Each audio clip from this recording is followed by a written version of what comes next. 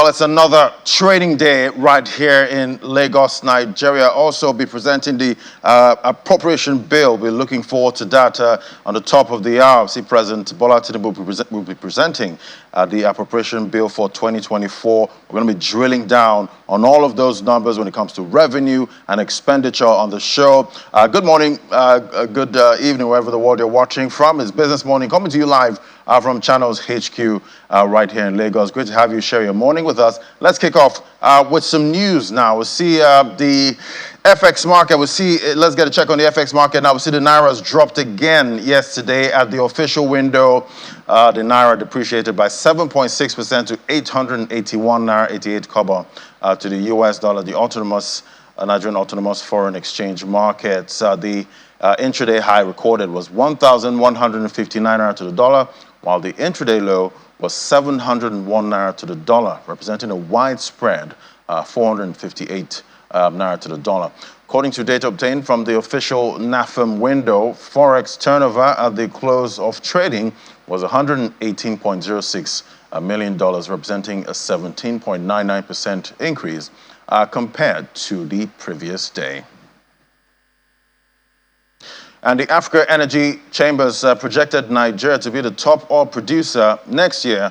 This was made known by the AEC in its State of Africa Energy Outlook 2024 report, which cites that among OPEC member nations in Africa, such as Libya, Algeria, and Angola, Nigeria is expected to lead with outputs of 1.51 million barrels per day in 2024. The projection, which comes as the year 2023 gradually closes for business within the next few weeks, also predicts a relative calm market for the coming year. It also estimates that the continent's output for 2023 and 2024 is expected to stay relatively flat at about 6.77 million barrels per day. And listed brewery giant Guinness Nigeria PLC has appointed a Nigerian, Adebayo Ali, to replace its outgoing Kenyan managing director, John Musunga, with effect from January the 1st, 2024. In a statement released on the Nigerian Exchange website, the company says its board approved the resignation of Mr. Musunga as managing director with effect from December 31st, 2023.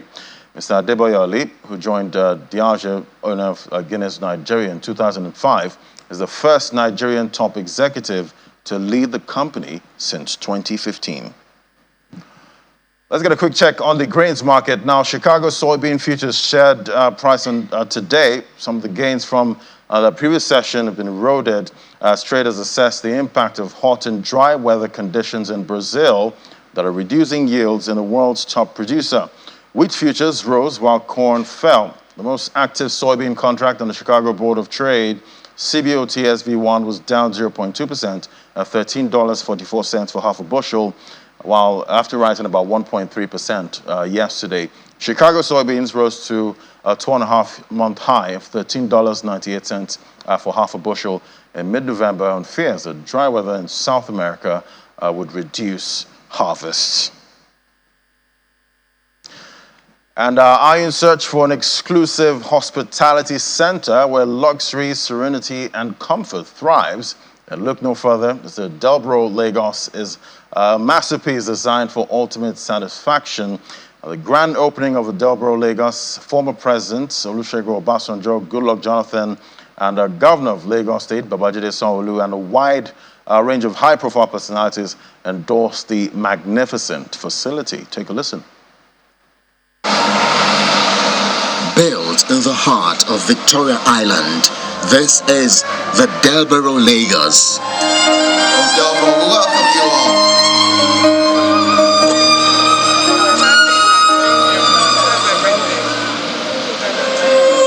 The grand opening of the luxury and breathtaking facility is bringing together former presidents of Nigeria, the Lagos State Governor, an array of traditional rulers, captains of industries, distinguished professionals, and many high-profile personalities. The former presidents leave the array of goodwill messages. God that have given you the ability, the enablement to put this up, will give you the ability and the enablement to put up one that is bigger than this. Stanley, you've done well. I thank you so much. I appreciate what you're doing. You're a good example of what we want our young boys and young women to do. The Delborough is a child of great imagination, but not just imagination. Also, is a child of a painstaking and meticulous execution to translate the dream into the reality that all of you now behold. But there are more remarks for the Delborough Lagos and its chairman, Dr. Stanley Uzochukwu, from the Lagos State Governor, who also performs the grand opening. The Lagos story is another story that Delborough is also stamping for us. And what that means is that as soon as we cut this, there will be another young Nigerian somewhere. There will be a young Lagosian somewhere who will need to beat the standard that Delborough has set.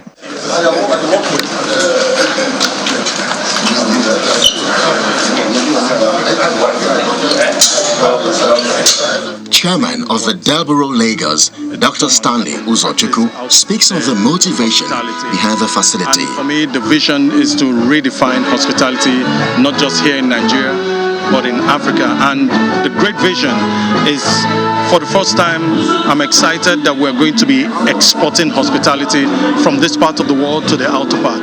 The Delborough Lagos is a 5-star hotel which offers personalized and suite room services, state-of-the-art private gym, a 24-hour front desk, a restaurant, free private parking for guests, and many other exquisite features.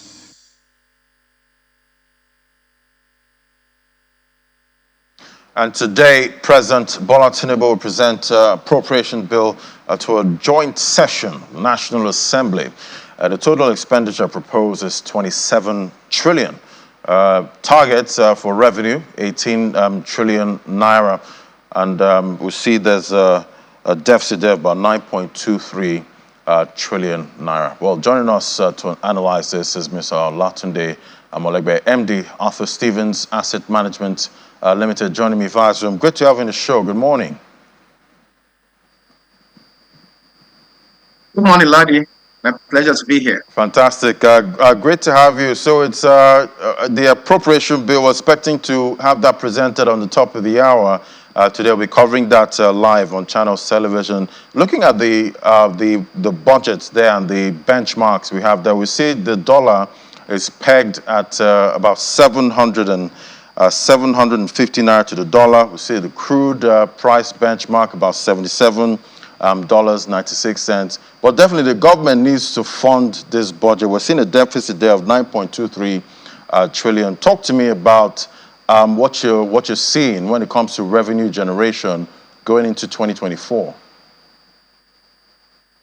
Well, it's clear that, we've run, budget deficit for a few years now.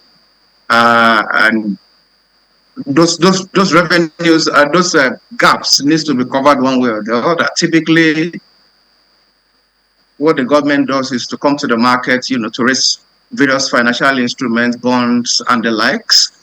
I suspect that a significant form of that will happen in 2024 to try and cover the revenue gap.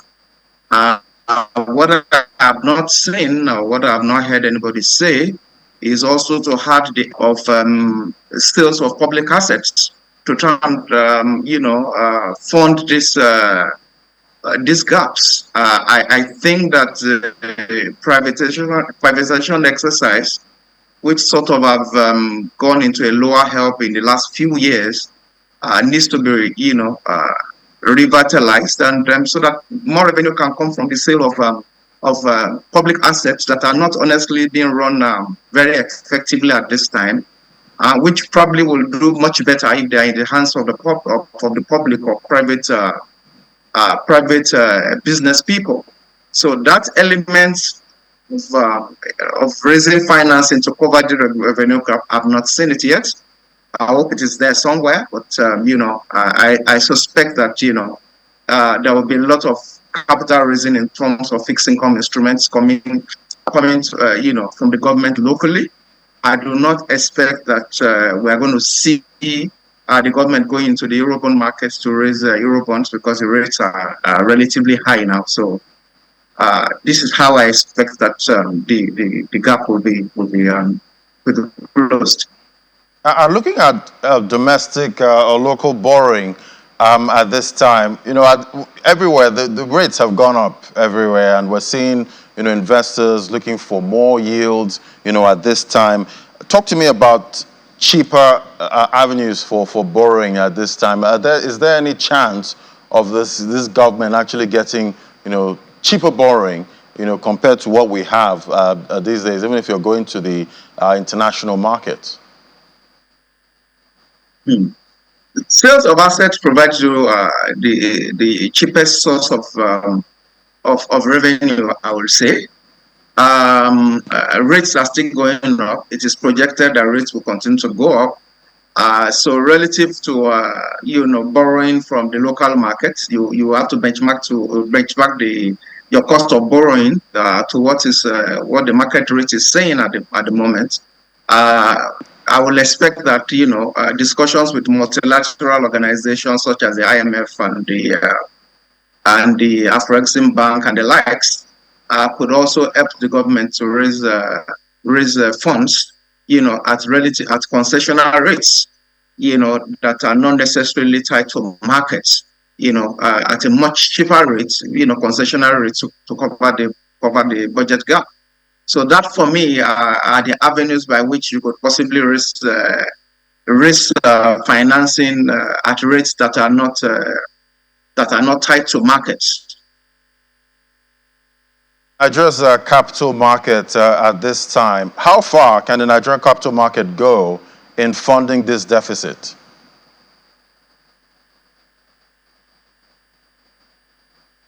The market has been doing its part, for the last few years. We've seen that most of the bond issuances by the federal government have been taken up by local investors and foreign investors alike. A lot of the sukuks that the government has raised, have been significantly oversubscribed. So clearly, the Nigerian capital market has the capacity to be able to provide the financing for a whole, at least the local contents of the financing that will be required. So I do not expect that to change in 2004. I think the capacity is still there, in as much as the products have been are well designed, and they come to the market in the right form. The capital market has the capacity to be able to provide the necessary financing as far as that person. So the House is set to convene a budget town hall meeting to enable citizens to make inputs into the 2024 appropriation bill. What do you think? What do you make of this? And for you, what would you like to add to this bill you're seeing at this time? The decision to hold a budget town hall is an innovative one. Is a welcome one as far as I'm concerned, because at the end of the day, the budget is for the people. The representatives are supposed to consider the budget in the interest of the people. So any efforts to actually include the voice of the people in this process will always be welcome. I just hope that the process will be managed such that the actual will of the people is reflected in the outcome of the town hall, and ultimately reflected in the in the budget that will ultimately be approved by the representatives. Now, regarding the budget itself, the exchange rates, for which it was paid, 750, might look relatively low now, but if you look at the aspiration of the government, the expectation that some of the efforts they are making to bring in foreign investments, or efforts they are making in order to attract more inflows into the country, will hopefully bring down the rates to something that looks closer to the peg they have chosen of 750. Regarding the oil benchmark that they have for the 1.7 billion barrels per day oil benchmark they have also chosen. If you look at the 3-year average we've seen, oil production has been something in the region of 1.5 billion barrel per day. And hopefully some of the changes they are making to increase production, to tackle insecurity, will enable them to achieve the 1.7 million barrels per day they are projected. So fingers crossed there. My main concern is the fact that we are still looking at 65% of our budget expenditure going into recurrent expenditures. So we're talking of payment of personnel expenses, payment of pensions, and the likes. That for me, it's just simply too high. We need to have a budget that focuses on production, a budget that focuses on increase in infrastructure that will enable us ramp up production, because it's with the ramp up of production that we can possibly increase the revenue that we are also having, and we are able to reduce poverty, we are able to reduce unemployment. But if you still have 65% of your budget going into recurrent expenditure, you are not able to spend as much on infrastructure and production, and that really is something we really need to work on in the short to medium term.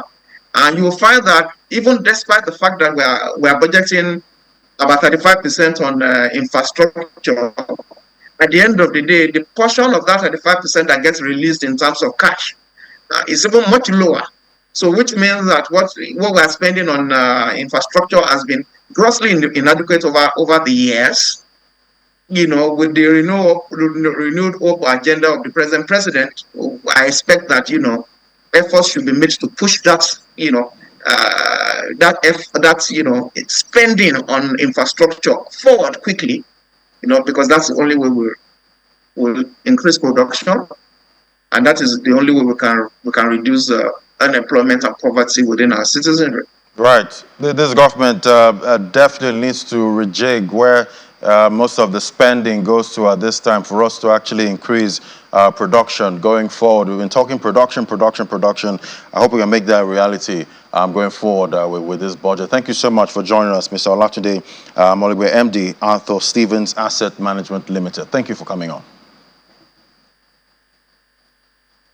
All right, after the break. Pleasure, ladies. Thanks for having me. All right, after the break, we'll drill down on the oil benchmark price in the 2024 budget and the prospects of refining oil in Nigeria. That's our next conversation. Just stay with us.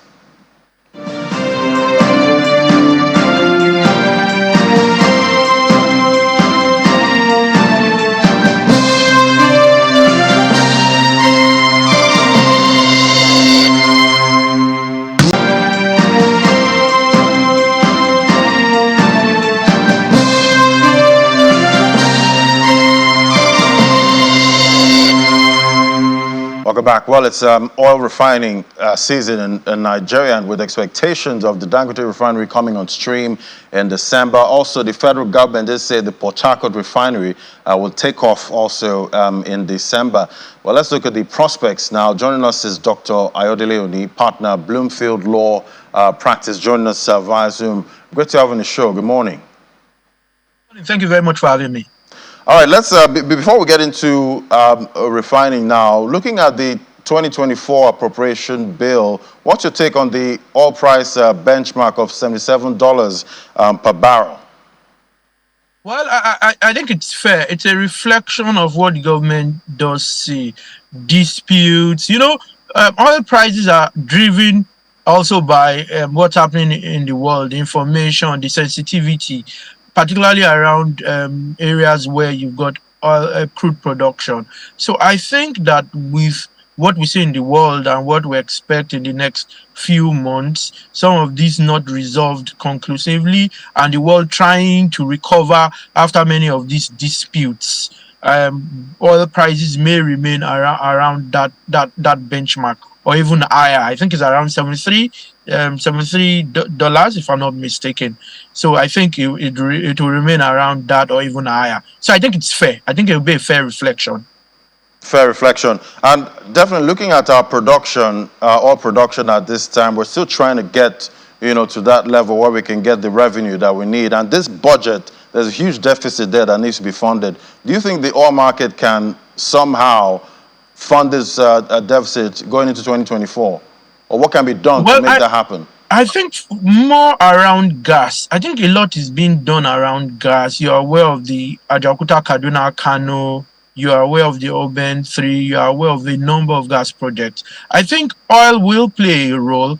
I think gas will begin to play a bigger role than it had played before now. I'm not saying it will play a bigger role than oil will for next year, but I think gas will play some role.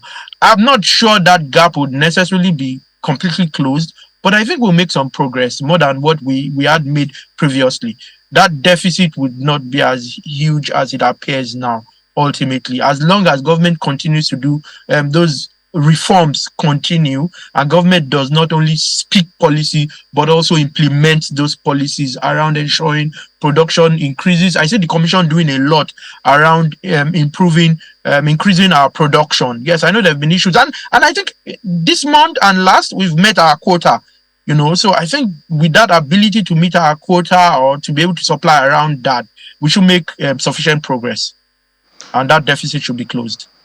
And another big story we got last week into this week, we see President Tinubu reappointed Mr. Mele Kyari as the NNPCL GCO. How do you see this development? Well, I think it'll be surprising to a lot of people, but I'm not very surprised because I think he's been very professional. You see that many heads of government, ministries, departments, and agencies usually get involved in politics. He was very, very distant. He was neither for nor against any candidate, in my own view. And then there were quite a number of reforms during his time. A lot of work done, raising funds for the AKK. There were challenges with the Chinese at some point. The NNPC then decided to go its way. The refineries and the way they've tried to reduce corruption around the turnaround for the refineries, because I am aware and I was quite involved at some point, and payment for putting the refineries back in shape were made directly to the contractors. That's another arrangement, so that I didn't have to pass through the NNPC. So I see a number of reforms. I see the fact that he was professional and didn't get involved in politics at all. I think those are good points for him. And I think he's been in the NNPC for a while and he's been able to show value. And I think those are things that make it not very surprising. I was slightly surprised myself, but not as surprised as most people will, because typically when you have a new administration, you'd have a change and their own preferred personnel will take charge. So I think it's for continuity and that the government feels it's got the technical capacity and the competence to continue to run the company as a commercial endeavor now under the Petroleum Industry Act. And at this rate that the company is going, do you think Mr. Kyari can steer this company towards the likes of Aramco, global giants like Aramco? Do you see that happening? Well, I think he can continue to lay the foundation. He's probably got a few more years to retirement, if I'm not mistaken. So he can continue to lay the foundation. I'm not sure the NNPCL can compete with Aramco now, but I see a lot being done in terms of policy, in terms of ensuring that things get done properly and less political interference. Those are, and when you build institutions, even within a larger institution like the NNPCL, those are the building blocks for being able to compete with companies such as Aramco in the future. All right, definitely we're looking forward to that. But I did mention it was a refining season in Nigeria. For you, we've got two deadlines now. We're seeing the Dangote refinery is supposed to come on stream December. We're also seeing the Port Harcourt refinery. Is this, are they coming online December? Is it realistic for you? It is realistic because I have followed I've followed things around the refineries in the last 2-3 years, and like I mentioned, I was involved at some point around some of the refineries and the engineering, procurement, construction improvement around those refineries. I expect them to come on stream. I think that there's a lot. The government is thinking a lot around adding value to our resources beyond reliance on our base resources. I think that's always where the advantage is. You don't want to export crude and then buy finished product at a much higher price. Then you are eroding value. You're losing capital and eroding value. You're taking jobs abroad. So I think there's a lot of action, and part of the reasons Mele Kyari would have been retained is to close out on many of these transactions and projects going on with the NNPC. You know, those refineries are subsidiaries of the NNPCL itself. So I see those coming on stream as with the target set. Well, which one do you see coming on stream first? Is it the Dangote refinery or the Port Harcourt refinery? I'm quite unsure about that. What are you putting your money on? Because I expect that the Dangote should come up before the Port Harcourt. All right, we'll definitely keep tracking to see which one wins and see if Dr. Oni actually gets it right. Thank you so much for coming on the show, Dr. Ayodele Oni, partner Bloomfield Law Practice. Thank you so much. Thank you very much for having me. All right, we'll take a breather now. AFEX Commodities Market Update is next. Do stay with us.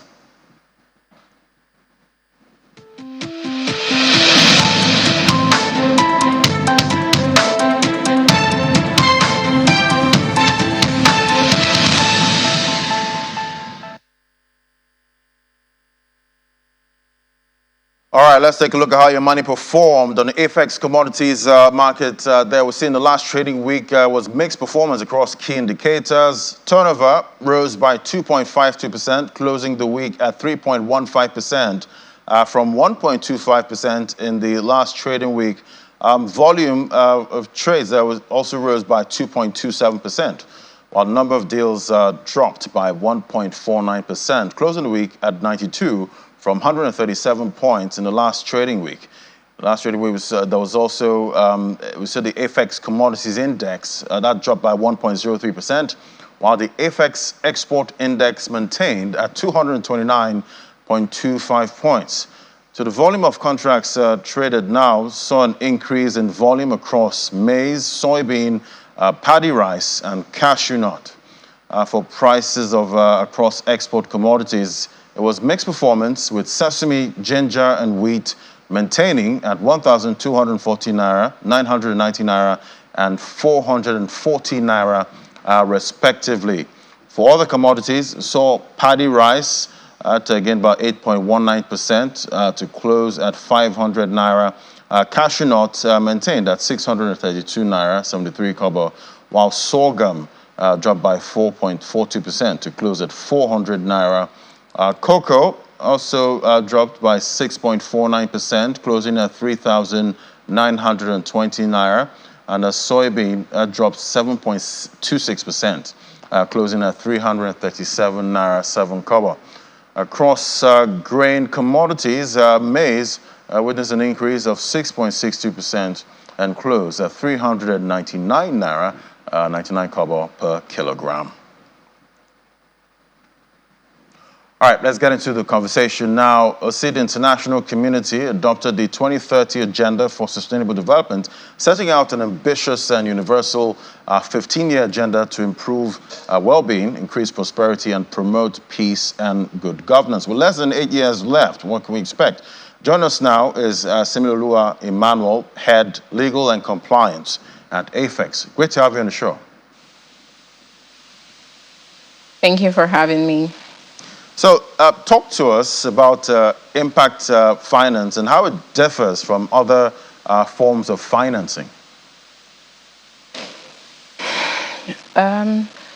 So we all know that one thing that is necessary for any business or any economy to thrive is financing. Now, there are different categories of finance. We have the traditional financing, where investors are focused on getting maximum returns on their investment. And moving from that, we have responsible financing. Here, responsible investors filter out potential business objectives. So you would find that responsible investors do not invest in any class of assets that would have a harmful impact. For example, investing in weapons. And it's in this class that you would find most Islamic financiers. Moving one step further from this, you find sustainable investors. Now, this category of investors, they track environmental, social, and governance criteria before channeling their funds into any business venture. But from this point, the philosophy then starts to change from do no harm to intentionally and deliberately doing good. And that is the core philosophy behind impact investing. Impact investing has been quipped to be putting the soul back into finance. So generally, and to sum it up, impact investing is essentially the kind of investment that focuses not just on financial returns, but non-financial benefits, which includes global impact.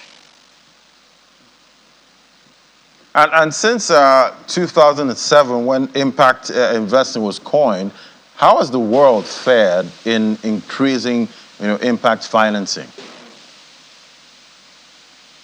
So between the 1980s and 1990s, businesses, scholars, international organizations began to realize the need to move away from simply investing in initiatives that would not cause harm, but into initiatives that deliberately seek to do global good. And this was when impact investment was finally coined in 2007.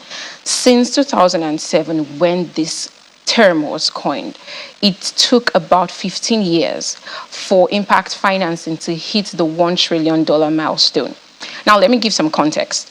There are over $250 trillion global assets under management, and only $1 trillion out of that is accounted for by impact financing. It is, there has been considerable adoption of the term, but the effect, the expected implications of impact financing has not been felt at the scale that it was expected. So if I was to do a global grading of the effect of impact financing, I would scale it at about 60%. This isn't great because everywhere we turn, everywhere we look, we find the need for this kind of financing. In fact, the global World Investment Report of 2023 reveals at least $4 trillion impact financing deficit in developing countries. This has skyrocketed from the $2.5 trillion deficit that we had in 2015 when the SDGs, the world's most ambitious to-do list, was initially coined. So I wouldn't say that there has been a great performance in that regard. All right, so how can impact financing or investing contribute to, achieving the SDGs? So impact financing's role in achieving the SDGs simply means that impact investors need to channel funds into solutions that have global, wide-reaching, and transformative effects across the world. However, I would say that the SDG financing gap is symptomatic of a business model deficit. And what I mean is this: businesses, entrepreneurs, the world, countries at large have to shift their focus from simply creating initiatives or solutions that are focused solely on the financial returns. We need to realize that impact-based business models and financial returns are not mutually exclusive. In fact, at the core of impact-based business model is financial returns. However, these returns are also accompanied by sustainable impact. So impact-based business models need to be developed as a driver for long-term enterprise value. And also, moving from this, once we have these business models, impact investors need to rechannel funds. The United Nations Conference on Trade and Development report, World Investment Report of 2023, shows that most of the impact financing has been going to developed economies. And these are not where the funds are actually needed.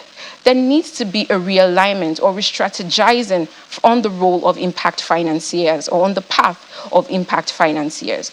And now when they channel these funds into emerging economies or developing countries like Africa, they need to take into cognizance the context of where they are putting their funds. They need to relax some of the metrics that they use to determine where they can invest. And what I mean is this. They need to move from traditional business forms, from just investing in companies, funds, LLCs, into alternative business forms. For example, vocational institutions, schools, organized cooperatives. At Apex, for instance, we provide funds to smallholder farmers through organized cooperatives, thereby allowing them to improve their productivity during the season, increasing food security, which has a direct implication on SDG 2, zero hunger. And as you know, one of our core mantras as AFEX is helping Africa feed itself.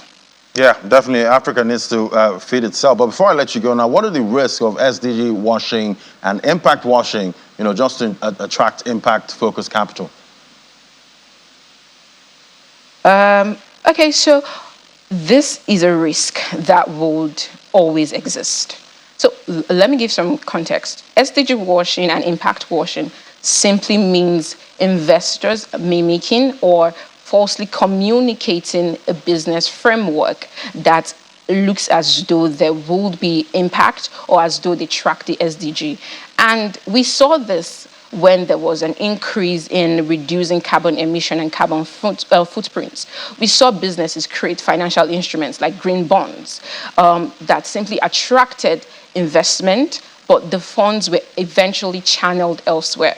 So greenwashing and impact washing is a risk that will continue to exist. However, I think there are two ways this risk would occur. One, where impact financiers over-dilute the impact financing message or oversimplify the impact that they are seeking to contribute to. On the flip side, it can also arise on the part of the business ventures that, again, create business models or instruments that simply attract funds. But a way of mitigating against this risk is to have meaningful, measured indicators that can be reported. For instance, again, at AFEX, we do a frequent reporting. We have what we call the impact report. The last one was released in 2020, and we're on track to release another, where we have indicators that track the 169 SDG targets and the development goals themselves. So by having this meaningful reporting, we will be able to mitigate against this risk on a larger scale. Yeah, we'll definitely be looking out for most of those reports. Thank you so much for coming on. Similoluwa Emmanuel, Head, Legal and Compliance, AFEX. Thank you. Thank you for having me. We'll take a moment now.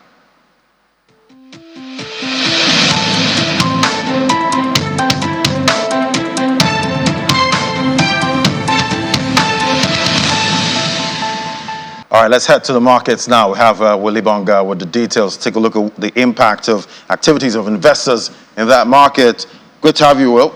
Good morning, Ladi. It's good to know that there are opportunities for investors to always come into the market, even though the market seems like there isn't any much going on there, especially with the economy and the proposed budget presented today. Yeah, I'm looking forward to that budget presentation. Yes, we're going to be looking at what the president has for Nigerians in terms of, okay, how much the expenditure, where is the money going to? What are we using that money for? Is it just for consumption, or is it for some capital projects that was going to make the boost the economy, or it's just going to be the same old, same old? Yeah, I want to see better spending, going forward and generating more revenue. Yes, that's what we need. And with the revenue you have, what are you doing with that revenue? We want to see more. That's it. Better spending. Well, 18.75 projected estimated revenue, and the deficits we're seeing, we just hope hoping that they're able to generate that revenue. Needs to be filled by something. It's got to be filled by something. So we're going to be talking about that with Ifeoma Onyejekwe. She's a fixed income. She's a fixed income dealer with UBA. She's going to be sharing insights, especially now that the budget is going to be presented by the president anytime soon. Now, we wanted to know the DMO has released the calendar for the Q1. I want to know if that matches what the federal government is going to be looking out to borrow from the domestic market. Good morning, Ifeoma. It's good to have you on the program.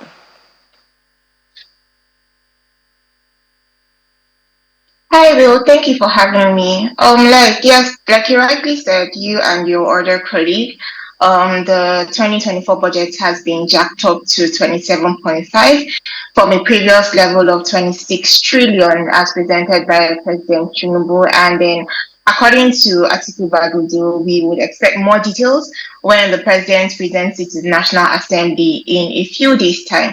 But for the fixed income space, we've seen that a good news that's come out of the budget presentation is the deficit at 9.23 trillion, which is less than the 11.6 trillion that was in 2023. And in 2020, we saw that domestic borrowing was funded, was 31.8% of the 2023 budget, while foreign borrowing made up 68.1%. But in this new 2024 budget, as presented in the medium-term expenditure framework, we've seen that over 66% will be funded, the budget deficits will be funded by domestic borrowing. So that will lead to increased yields in the fixed income space. Okay, so let's take a look at that Q1 calendar, Q1 2024 calendar for the NTB auctions. The government is looking to borrow about 1.15 trillion naira. Mostly these are the instruments that are going to be reissued, that have been set, they're going to be settled in January, December up until February, but they're going to be reissued for the first quarter of 2024. Do you think this will meet the needs, the gap that we are having in this budget? Do you think the government, looking at this calendar and looking at, does it signal more borrowing, or is the government willing to up their game in terms of offering more yields, so maybe investors look to that space? Yeah, so what happens, these are maturing bills that the government has proposed to be rolled over, but as presented in the budget presentation, we've seen that there's been expected more borrowings from the domestic market, so we'll see subscriptions increase, and then we'll also see more allotment. So this 1.1 is just basically rolling over the maturing bills, but definitely we would see increased borrowing by the federal government, especially in Q1 of 2024. Okay, so what do you see for the yields in the fixed income market? Let's see how they performed yesterday. They were bullish. Yields are going down in that space. What do you project for today? Do you see that sentiment persisting in the fixed income market, both for bonds and treasury bills? So from now till the end of the year and also into January, we'll see a lot of people letting go of low-hanging fruits, letting go of lower-yielding securities in order to position themselves to go for the 2024 auctions where there will be higher-yielding securities. So we've been seeing more interest. There's been demand for, people letting off their bills, and they're going to be positioning themselves for higher yield. So we'll be seeing very high double-digit levels in 2024. The last bond auction, the 2050 was released at 18%. So we might be seeing more of those levels and even higher come next year. Thank you so much, Ifeoma Onyejekwe, fixed income dealer UBA, for sharing those insights with us. Thank you. So that's how the market is rolling now, especially with the budget. We're going to look at how government is really going to borrow, how they're going to harness the domestic space to be able to fund the deficit in the budget. But before that, we saw that the equities market yesterday closed in the red. I don't know what happened, Laddie. You must have done something there, but it was 0.4% down yesterday, and we lost about 165 billion naira. And the market cap is now at the 38 trillion naira mark. Laddie, you had a thing to do with that. Something, maybe, but we'll see. Maybe a recovery today, bargain hunting or something.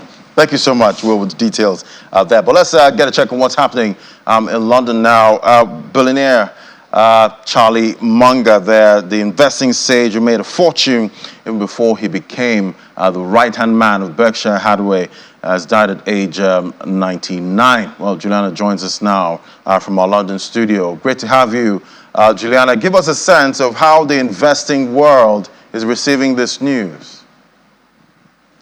Good morning, Lady. I think it's quite a sad day, and it certainly feels like it's an end of an era of corporate America and investing, not just in the States, but across the world. As you quite rightly said, Charlie Munger, the 99-year-old vice chairman and second in command to what the world is probably going to dub as the most revered investor. He has died. He died yesterday morning at a California hospital peacefully. There is a statement from Berkshire Hathaway, and they said that the firm could not have been built to its present status without Charlie's inspiration, wisdom, and participation. And I think if anybody was on X, formerly known as Twitter, last night, you could see the outpouring from investors, but not just, older investors, young investors too.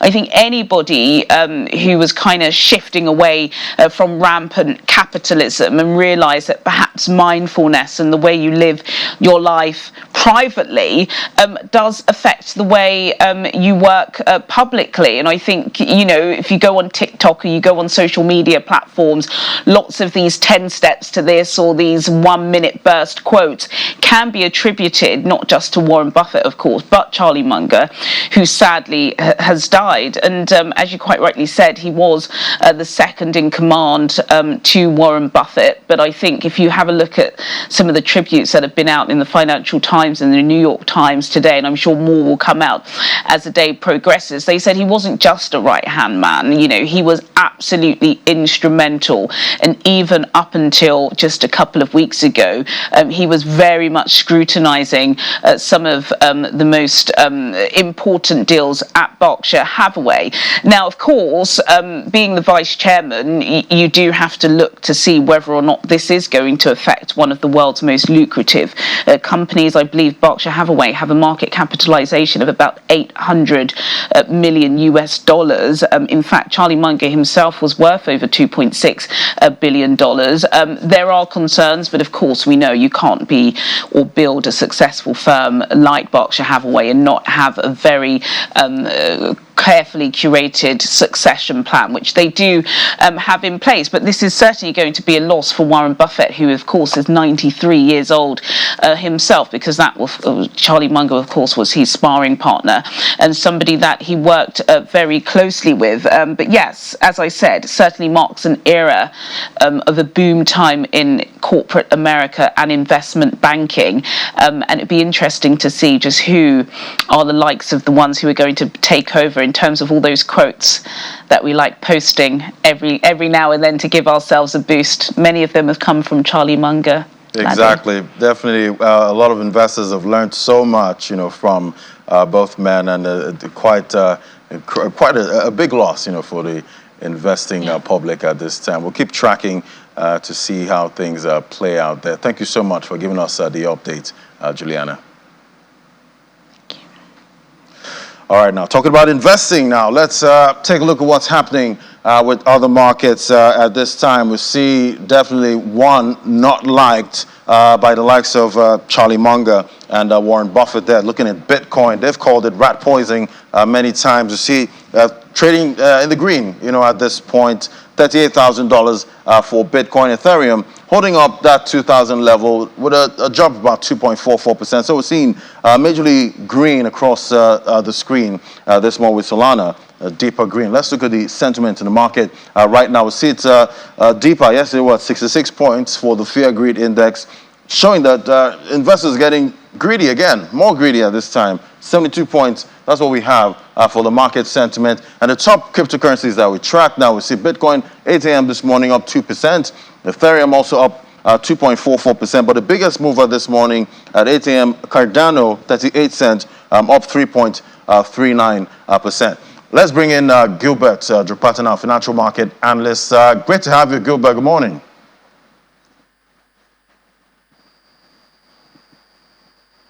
Yeah, good morning. Great to have you, Gilbert. So, Yeah, following the news that Binance, the biggest cryptocurrency exchange in the world in terms of volume, they made some delistings recently, Tornado Cash, and a couple of other listings.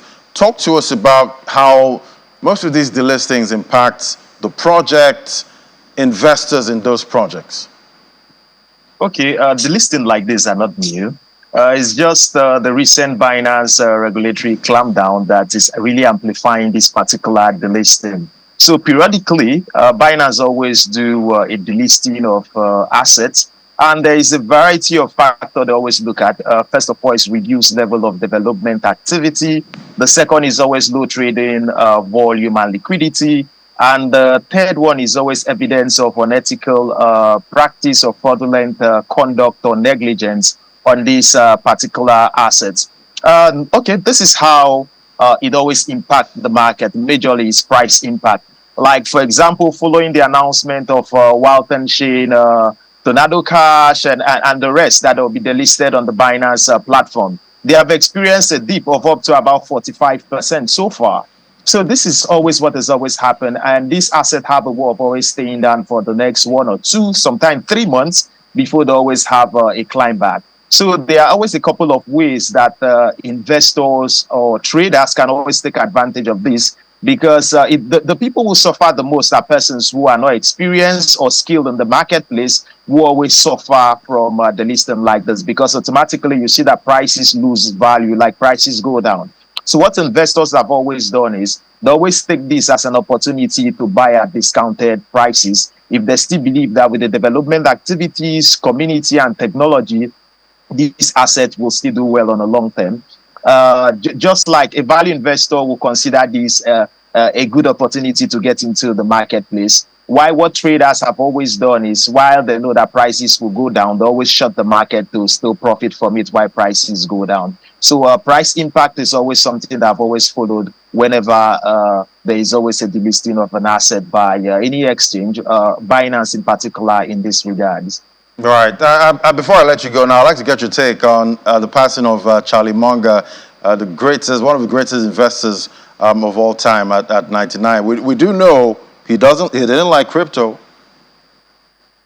Okay, I'm a student of value investing. I fell in love with value investing when I was 12 years old. When I read up the books on investing by Benjamin Graham, right there in my dad's library. And I still have high respect for Charlie Munger and Warren Buffett as well, regardless of the fact that they don't understand Bitcoin. And typically, as a student of value investing, typically you should not invest in what you don't understand. These guys are actually old. You know, they are coming from a different era from us. And so if they say they are not going to invest in Bitcoin because they don't understand Bitcoin, and they give all the reasons for this, I typically understand them. It's the same way even some traditional Bitcoin investors actually think NFTs are something you should not get involved in. These are just a matter of different eras. My huge respect to Charlie Munger. And he's actually a trading genius. And all I would say is rest in peace, Charlie Munger. The investment world really appreciate all what he has done. You know, the wealth of knowledge he really soaked into the marketplace, and not just making money or building wealth. He was able to impact into the younger generation with the knowledge of how he was able to build wealth. So, right. So much to learn. Charlie Munger, regardless. Yeah, so much to learn from those investing geniuses. Thank you so much, and well said. Rest in peace, Charlie Munger. Thank you, Gilbert Jopata. Yeah, thanks for having me. All right, that's it on the program today. That's how the market is looking. It's still a greedy market, the crypto market, and the NGX did close negative yesterday. We're expecting maybe a positive close today. Don't forget, join us 1:30 on Business Incorporated for more updates and developments in the world of business. Also, visit www.channelcv.com for more updates. Thank you for watching. From me and the team right here at Lagos HQ, it's bye for now.